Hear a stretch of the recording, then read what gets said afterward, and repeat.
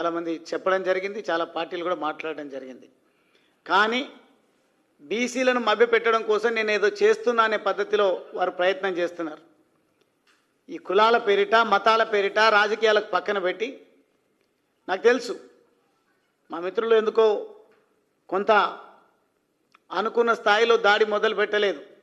కానీ ఒకటే విషయాన్ని కనుక మనం గమనించినట్టయితే, ఈరోజు మా రాష్ట్ర అధ్యక్షుడు రామచంద్రరావు గారిని అడ్డుకోవడంలో ఆంతర్యం దాగి ఉంది. అది జూబ్లీ హిల్స్ ఉప ఎన్నిక. జూబ్లీ హిల్స్ ఉప ఎన్నికను దృష్టిలో పెట్టుకొని మాత్రమే ఈ సమాజం యొక్క సంఘటిత శక్తిని నీరుగార్చేటువంటి ప్రయత్నం చేస్తున్నారు. అదే మాదిరిగా వారు మాట్లాడే విధానాలు కనుక మీరు గమనిస్తే, నేను చదివిందేమో ఆర్ఎస్ఎస్ స్కూల్లో లేదంటే బీజేపీ స్కూల్లో అంటారు, నేను కాలేజ్ చేసిందేమో స్కూలింగ్ అంత అక్కడ, ఇంటర్మీడియట్ లేదంటే ఇంకా ఆయన ఏం చదివి ఉండవు నాకైతే పెద్దగా తెలియదు. కానీ కాంగ్రెస్ పార్టీలో ఈరోజు వారితో పాటు కలిసి పనిచేస్తున్నదైతే చెప్పిన వాళ్ళైతే, నేను ఎమ్మెల్యేగా నిలబడ్డప్పుడు వాల్ రైటింగ్ రాసేవారు అని చెప్పేది. ఏం చదువుకున్నారు, ఏం రాసినారో పక్కన పెడితే, ఈరోజు రాయాల్సింది, తలరాత మార్చాల్సింది, ప్రజలకు ఇచ్చినటువంటి హామీలను నెరవేర్చి ఉప ఎన్నిక కాకుంటే మళ్ళీ ఎన్నికల్లో రండి, 34 వరకు నేనే ముఖ్యమంత్రి అంటున్నారు కదా, మాకేం పర్వాలేదు. మీకు రాజకీయాలు, ఎన్నికలు గెలుపే ప్రామాణికం కావచ్చు. కానీ ఈరోజు నరేంద్ర మోడీ గారి నాయకత్వంలో భారతదేశం అద్భుతమైన పంతాలో అభివృద్ధి దిశగా పయనిస్తుంది. అందుకే డబుల్ ఇంజిన్ సర్కార్ అనే నినాదం ప్రతి రాష్ట్రంలో, ప్రత్యేకించి తెలంగాణ రాష్ట్రంలో ప్రతి గడపకు చేరింది. నాకైతే విశ్వాసం ఉంది, రాబోయే రోజుల్లో అది జూబ్లీ హిల్స్ ఉప ఎన్నిక కానీ, లేదంటే మీరు కూడబలుక్కొని పార్టీలు మారినటువంటి, ఫిరాయించినటువంటి 10 మంది ఎమ్మెల్యేల వాళ్ళ సభ్యత్వం విషయంలో కోర్టు ఆదేశించినట్టుగా స్పీకర్ గారు నిర్ణయం తీసుకుంటే ఆ ఉప ఎన్నికల్లో కానీ గెలుపొందేటువంటి ప్రయత్నం చేయండి, అభ్యంతరం లేదు.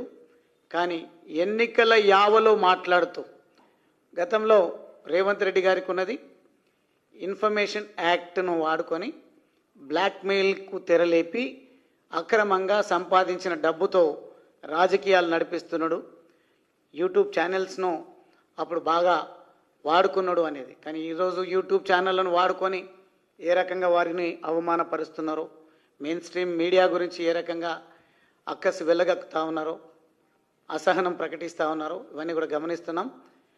మీరు ఎంత రెచ్చగొట్టినా ఈరోజు జూబ్లీ హిల్స్లో ఉన్నటువంటి సబ్బండ వర్ణాలు బీజేపీ వైపు చూస్తూ ఉన్నాయి. ఈరోజు ఒక దేశభక్తి, దైవభక్తితో ఉన్నటువంటి వాళ్ళపైన ఒక మచ్చ వేసేటువంటి ప్రయత్నం మీరు ఏదైతే చేస్తూ ఉన్నారో, వారికి కూడా ఆత్మగౌరవం ఉంది.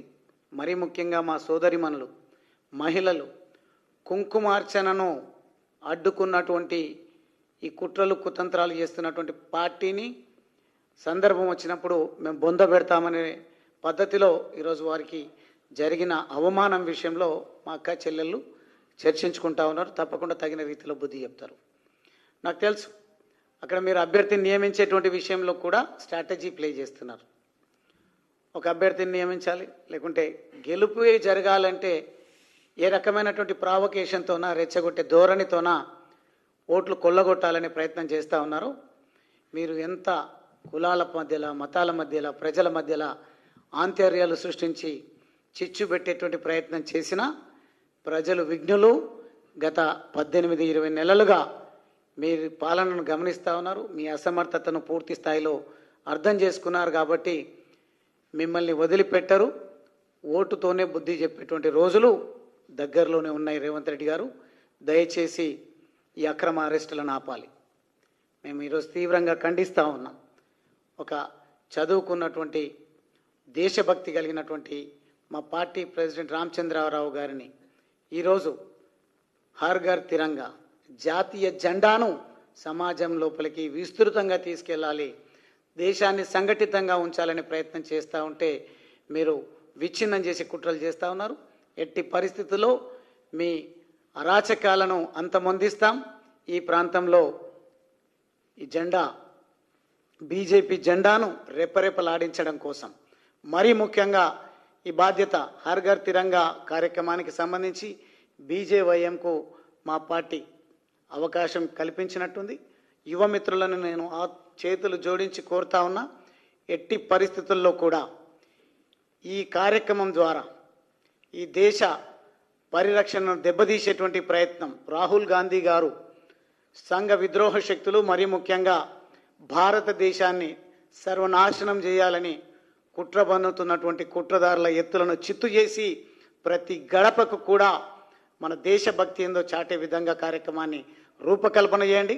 అది తప్పకుండా వారు అడ్డుకోవడం ద్వారా జూబ్లీహిల్స్లో గెలుపొందాలనే ప్రయత్నం ఏదైతే చేస్తూ ఉన్నారో, రాష్ట్ర వ్యాప్తంగా మన భక్తిని మన సంస్కృతిని చాటేటువంటి కార్యక్రమం ఏదైతే మనం తీసుకున్నామో ఆ కార్యక్రమం ద్వారా ప్రతి ఒక్కరు కూడా సైనికులుగా వచ్చి ఒక్కొక్క ఓటుకు ఒక్కొక్కరు బాధ్యత తీసుకొని జూబ్లీహిల్స్ ఉప ఎన్నికల్లో ఎప్పుడు ఎన్నికలు వచ్చినా మన కమలం గుర్తును వికసించే విధంగా మనం ప్రయత్నం చేయాలని ఈ సందర్భంగా కోరుకుంటూ నేను సెలవు తీసుకుంటా ఉన్నాను.